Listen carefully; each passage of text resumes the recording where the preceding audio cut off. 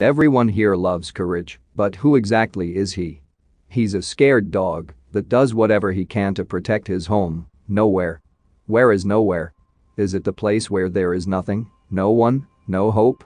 Hell? Courage protects his home and makes sure no one harms Muriel. His master sits in his chair and hates everything and everyone. Whenever something evil comes to attack or rule over nowhere, Courage fights back, keeping Muriel safe and Eustace's home from being destroyed. Muriel always sees a new head on Courage whenever something evil comes to warn her, giving him multiple heads. Courage will forever stay in hell, nowhere, to protect his home, keep Muriel, humanity, safe from the evils of hell, like quack, greed, naughty FRED murder, cats hate, and etc. His master Satan, Eustace, will rule over and hate all that is hell, nowhere. He is stuck in the middle of hell and loves his home. He is Cerberus, our courageous cowardly dog. Not my story, something a Native American guy posted a while ago, but it's some of the creepiest shit I've ever heard. My dad picks me up from school in his pickup truck after he got off work one winter's night. We were driving on a long stretch of road that goes through the woods. It's pitch black outside. The truck radio didn't work, so I was just sitting staring straight out at the road, getting hypnotized by the passing trees. Suddenly started to get an intense sensation that something is watching me through the window to my right. I started to turn my head to see what it is when my dad yells, "Don't look." Immediately start to hear tapping on the window right next to my face. Heart stops. Only time I ever saw fear on my dad's face. He started to pray loudly in Navajo. Stare straight ahead. Heart pounding. Not daring to look out the window. Suddenly the truck dips as a weight falls into the bed. Whatever the fuck this thing is in the back right behind my head. Start to hear tapping on the window behind me. My father makes me look at him as he continues to pray. Close my eyes tight and wish for it to be over. After a few endless minutes the truck dips again and the tapping stops. My father says tomorrow we will ask your grandfather to say a prayer so the evil will forget our faces in English to Navajo equivalent. Drive home and lie awake in bed all night. Father and I never talk about it again. Sorry, I'm using an app where the formatting always gets flicked up no matter what I do. I'll try to fix it.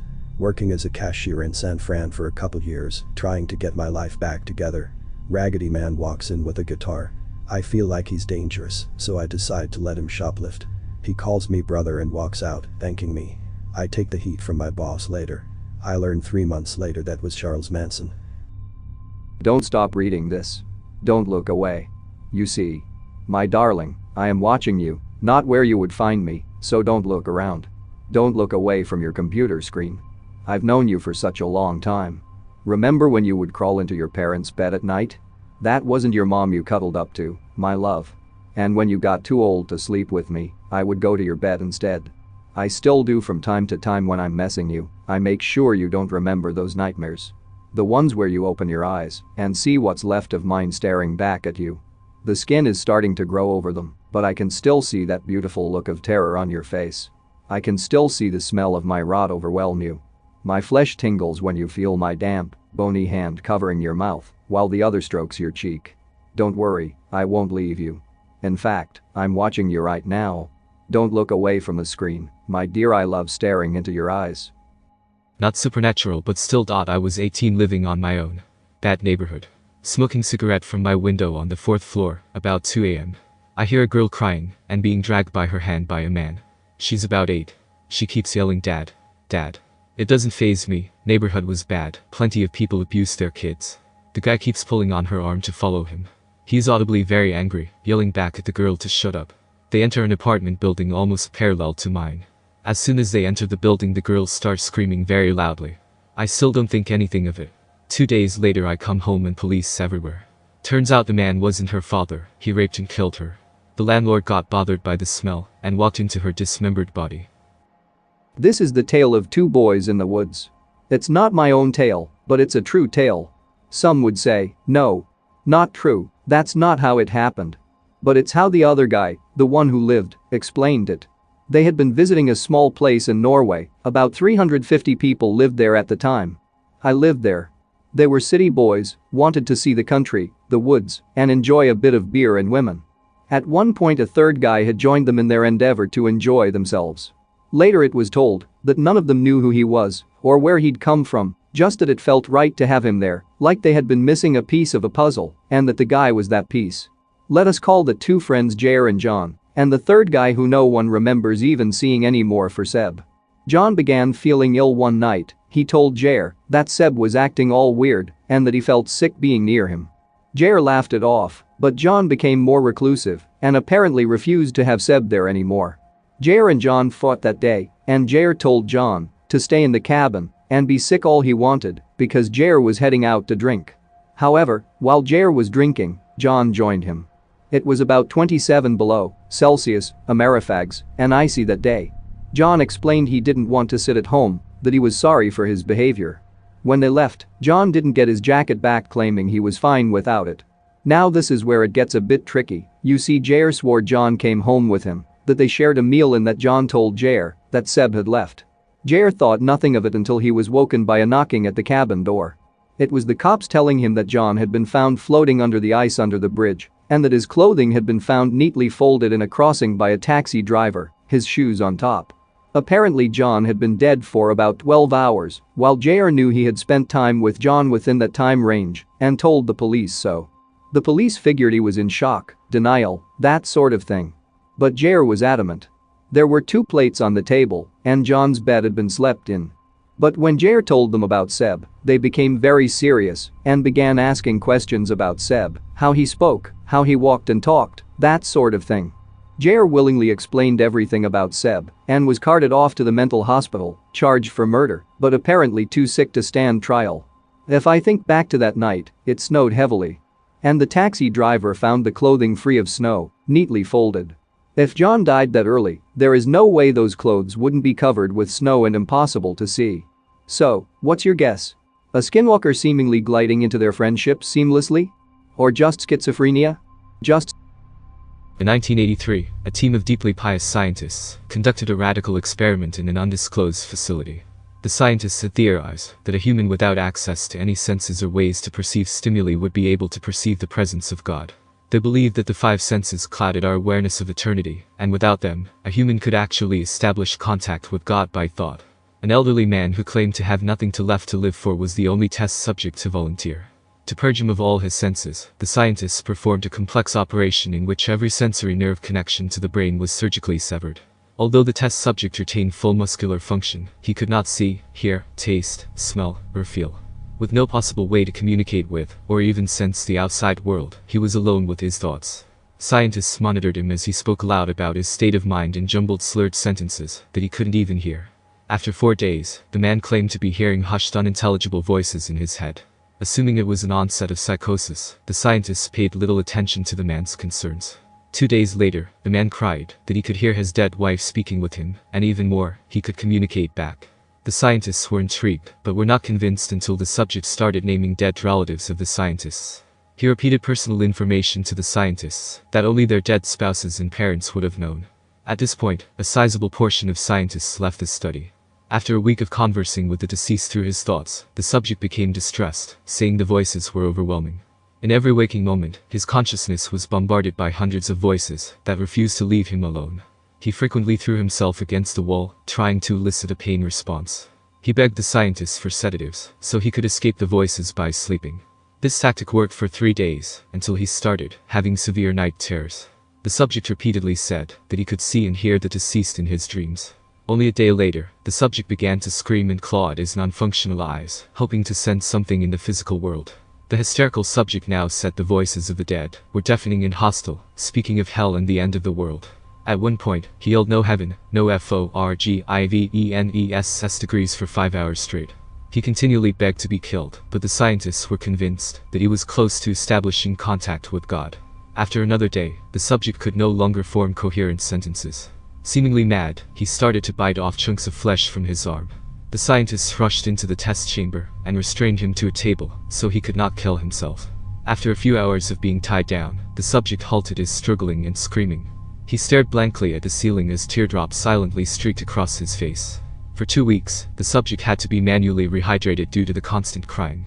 Eventually, he turned his head and, despite his blindness, made focused eye contact with the scientists for the first time in this study. He whispered, "I've spoken with God, and he has abandoned us," and his vital signs stopped. There was no apparent cause of death. I have one quite similar to this. Be me, aged 9 to 10. Parents divorced since I was 3. Staying with my dad at weekend, his house was at least 5 miles from any real town city. Land was quite large, but he didn't own much of it, played on it nevertheless. Large foresty area behind house, which the window in my room was facing. Looking through photo album my dad had. Mostly family photos, birthdays, Christmases etc. Towards the end, the pictures are of the house, taken from the back of the house. Each one closer than the one before. Several are of me playing in the forest, one clearly taken from behind a tree no more than 50 meters away from where I was. Wasn't too fussed, since I assumed it was my dad. Asked him why he took them, because they were different to the rest of the pictures. He seemed bewildered and began flicking through. I realized I hadn't looked through all of them, but he was nearing towards the final pages, the ones I hadn't seen. Noticed color drain from his face on the penultimate page. Clearly nervous about turning the page. Finally does, and I notice him shiver. Closes album and packs a bag for me and him. We leave the house and only returned a few times before putting it up for sale. Reported it to the police, but there was little they could do. Skip like 5 years. Ask him what was on the final pages. He is clearly distressed, and he sits me down. Tells me that they were of me asleep, taken directly by my bedside. But the last picture was a picture of my window, taken from inside my room. Apparently several people were stood outside my room with masks on, looking directly at the camera. I still don't understand why I didn't wake up whilst a person was in my room, since I am usually a light sleeper. But I wasn't able to sleep well for the next few months without making sure the window was locked and the curtains were drawn. Reminds me of something I did once. Exploring an old factory. Bit boring really, all things of interest or value had been removed years ago. About to leave when I hear noises behind me. I am not alone. At the time, I was wearing a ski mask and goggles. Sounds strange, but it stops my face from being seen by any camera, and it keeps dust and shit out of my hair face eyes. I was also wearing a jacket, pants, boots and gloves, so essentially you couldn't see any of my skin. Anyway. Briefly shit myself thinking it's security or spoopy skeletons. Then I hear their voices. Bill, I really don't wanna go in there. Come on honey, just for 5 minutes. But it's so flicking creepy. We'll be fine. Realize that some guy has taken his reluctant girlfriend urbexing. Devious plan comes to mind. As quietly as I can, stash my bag behind a pile of cardboard boxes nearby. Strike the kind of pose that a shop mannequin would be in. Remain as still as possible.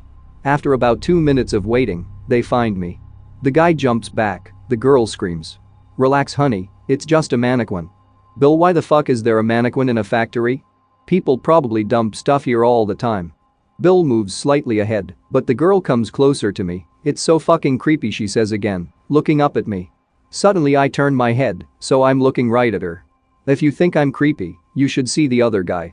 She lets out a scream, as though she's being fucked by a red-hot iron dick. Bill yells too. Wait until I can't hear them running anymore. Leave factory and drive home laughing. For some reason it really reminded me of that last scene in Toy Story, where Woody scares Sid by talking to him. This is a former coworker's story. It did not happen to me, so I can only say that during the 2 years I worked closely with this guy and talked a lot with him, he is an honest man, is not delusional, was not trolling me, and is still uneasy about this event, and I, never one to rush to believe this man is not lying. Be this man, Frank.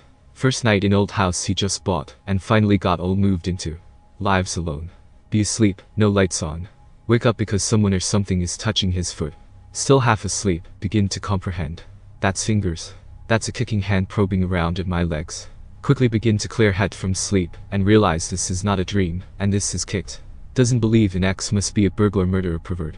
Determined, fight or flight mode, think to self, I'm going to grab this fucker. Hand keeps probing, grabbing, working its way up the body. Wait for it. JPG. Hand touches face. Bite it hard. Hold bite. Reach out and turn on nightstand light. Get ready to attack. Nothing there.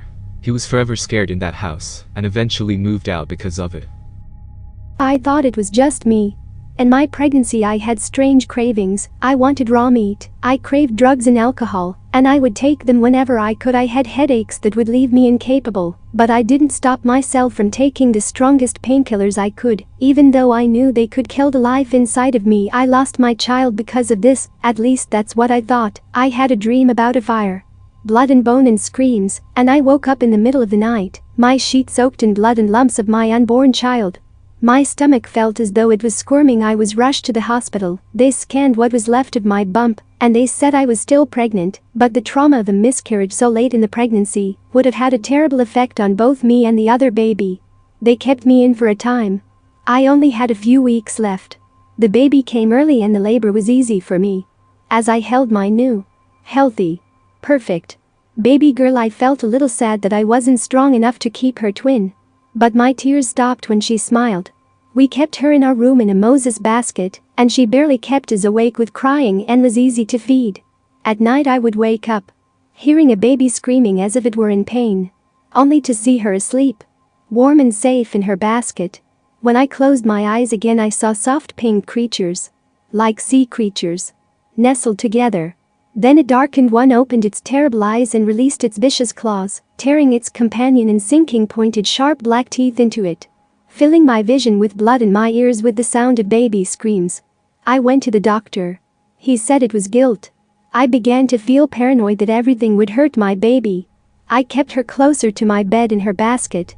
I dreamt my husband was jealous of the bond with my baby, and that he was pulling her blankets from her in the night as a cruel attempt to make me feel worse. The doctor said this was antenatal depression. It would go away. He said I began to dream that she, as only 2 weeks old, would sit up in her basket and look at us both with the same terrible soulless eyes and bare her disgusting teeth. When I woke up to see her, she was still so innocent, asleep. I told my husband I didn't want her in the room anymore. She was old enough to sleep on her own. She wasn't, and she cried even night she wasn't with me. But when she finally slept from exhaustion, I would sleep, and I would dream I saw her, only 6 weeks old, on her feet, at the bedroom door, her eyes like reflectors in the dark, taking in any light they could to see her way. Then they met mine, and I saw those terrible teeth. I woke up when she leapt. It was still dark. Quiet. I left the bed and checked on her. She was no monster. She was breathing calmly in her cot. I pulled a blanket up over her belly. She must have wiggled out. Then I went back to bed. They dragged me out of my house the next day. The neighbors had heard me screaming for my life, and the baby screaming too. They found me in the nursery, a knife in one hand, curled in the corner, covered in my own and my husband's blood. I told them they need to kill the baby. She killed her twin inside me. She killed her father. She was a monster and she was going to kill me. They put me in a maximum security asylum, but I know she'll find her way in. She'll find me. Abandoned farm. In the middle of England there is a farm owned by a man called John Glass. If you are lucky enough to find this farm, John will happily take you to see his animals and will treat you with utter kindness. He will keep you there until nightfall, when he insists you must stay over and drive back in the morning. Not wanting to disrespect this old man, you agree and settle down for the night in cozy room. In the morning you will wake up on a mattress-less bed. The room will be dirty, smelly and old. The rest of the farm will too, with a few rotting animal carcasses in the fields. There will be no sound except for loud squealing sounds. You will find that the sounds are coming from a run-down barn, and if you dare to peek inside you will see yourself bound and gagged. You will watch John Glass torture you in ways you couldn't even imagine. Then, you will wake up in your own bed with no memo of the day before. You will search for an abandoned farm. As soon as you see it, you will decide to move there and renovate it. You will forget about your old life. A year later, an unsuspecting traveler will come to your farm. You will happily take them to see your animals and treat them with utter kindness. If you enjoyed this video, don't forget to subscribe.